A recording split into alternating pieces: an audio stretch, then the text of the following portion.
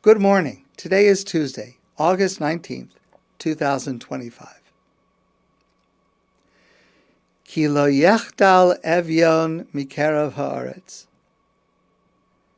There will never be an end to poverty within your land. Al kein anochi mitzavcha lemor. Therefore God says, I command you. Pasoach Tiftach es yadcha. You shall, I'll just translate it like this for a moment. You shall surely open your hand to your fellow, laniyecha, to someone who is needy, ulevyonecha, and someone who is even more needy, bartecha, in your land. At first glance, it sounds kind of depressing. Ki lo yechdal evya mikerav haaretz. It's hopeless. There will never be a time when there is no poor people in Israel. And so it sounds like whatever you do, however much you give, however much you try, it'll never be enough. Sounds like it could be quite demoralizing.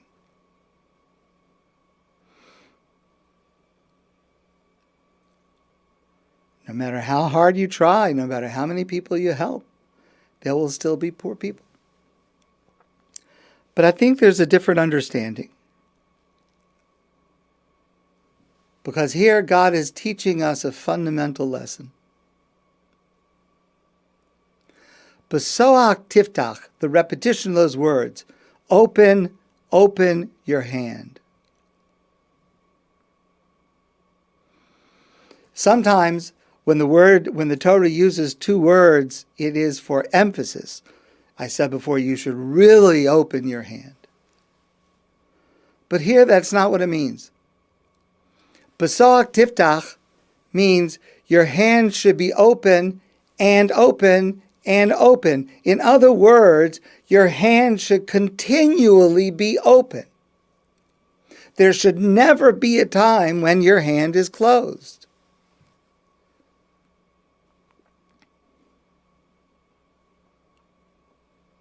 In other words, what the Torah is telling us is, don't try to solve the problem. The problem of poverty is not yours to solve. And that's not what I want you to try for. Should not be the standard. Yes, of course, if somehow it were possible, that'd be an amazing thing. But that's not your task, God says. What your task is to have an open hand that is open and always open. That's your job. And again, each one according to their abilities.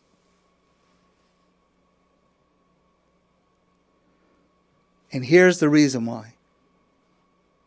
Don't try to solve the problem, because if somehow you could solve it,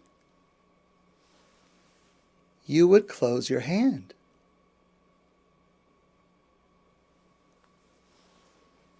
And that's what God does not want. God wants for us to be a people whose hand is always open. Ki lo yechdal is not to say the situation is futile. It is to say, rather, it will always be there, so I always want your hand open.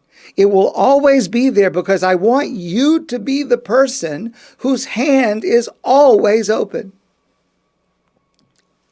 In other words, tzedakah, helping another who is in need with financial assistance, tzedakah is not an action. It's an attitude. It's a characteristic. It's a stance of an open hand. That's the mitzvah of tzedakah. The mitzvah of tzedakah, yes, it expresses itself by giving individual gifts to individual people, one after another, yes. But the mitzvah of tzedakah, what God has in mind, is a stance. Our stance, the way that we stand, the way that we are, We are a people whose hands are open. That's what God wants from us.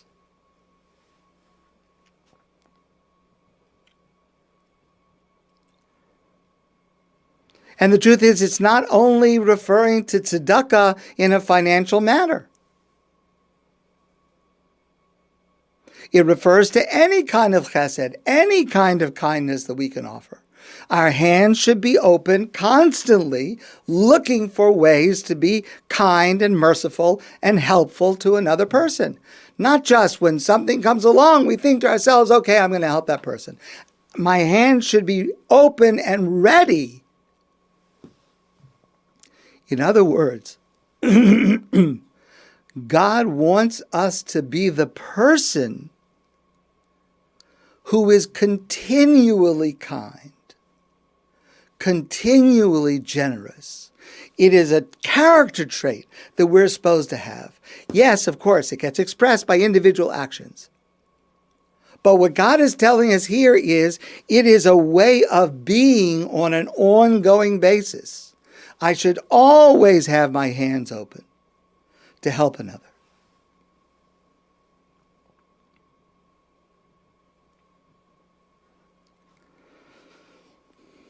Of course, this has many different applications in life. But Rabbi Jonathan Sacks points out that this is one of several, but one of the reasons that the state of being marriage is important in Jewish life. It's not the only way to live, but it is a preferred way to live for many reasons. But one of them is because marriage is the ideal setting for becoming a person whose chesed is ongoing. It's not that when I think my spouse could use a favor, I do a favor. It is rather that I am continually have my hands ready to do a chesed for my spouse. That is who I am, one who is ready, who is open to doing a kindness for someone else at every moment. Rabbi Sacks, further to this, points out, every spouse and every parent knows in his or her heart that the real privilege lies less in being loved than in being given the chance to love, the chance to give. And that privilege is constant.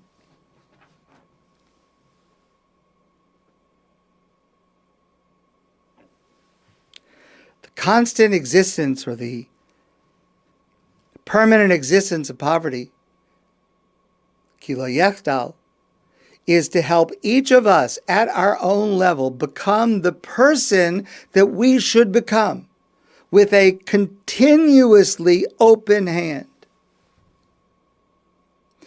And I want to suggest that this answers another question in our Torah portion. Our Parsha describes, Parsha, that a farmer in Israel, when he or she collects their crops, they're required to give a number of gifts. They take a small amount of the crops and they give it to Truma, that goes to the Kohen. Then they take a tenth of what remains and they give it to the Levi. Now, those two gifts really would not be appropriate to call them tzedakah. They're not tzedakah. They are the ways that the Kohen and the Levi are supported, because the Kohen and Levi did not have jobs of their own. They served in the Beit HaMikdash. They served as a spiritual leader for the Jewish people. So just like in any society, there are certain jobs that we recognize are so important, everyone has to pay for it. So it's like a tax. It's like a tax to support these essential jobs. Then there's Maaser Sheni. Another tenth goes to the poor. Okay? We would call that tzedakah. Money to the poor.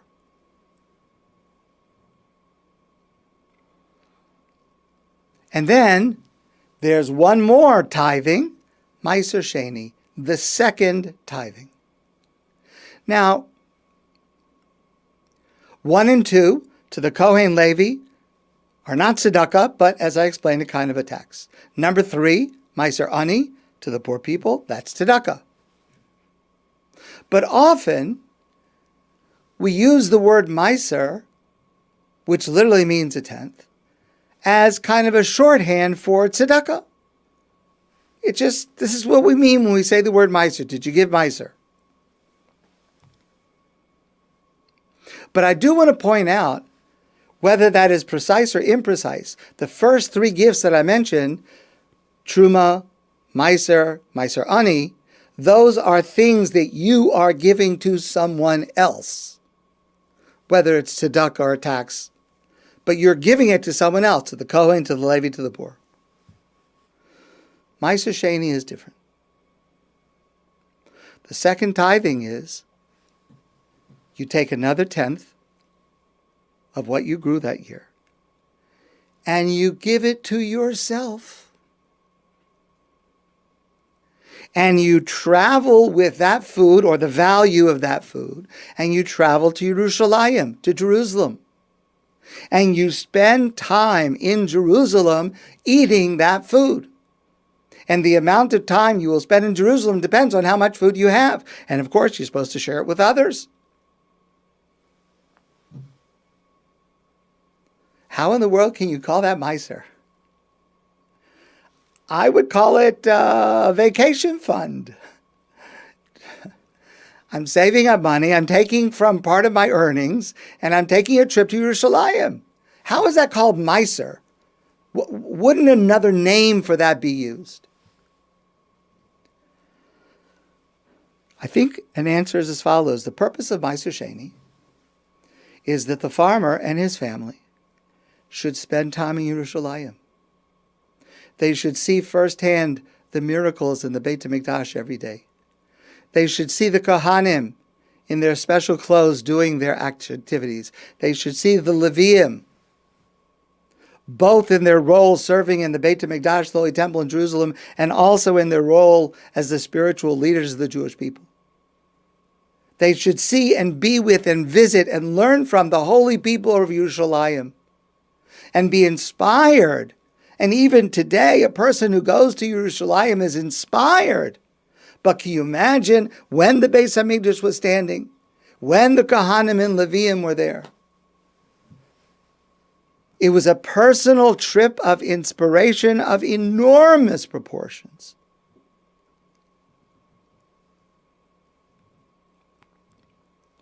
Why is it called Maaser? Because this tithing helps to make you the person that you're supposed to be.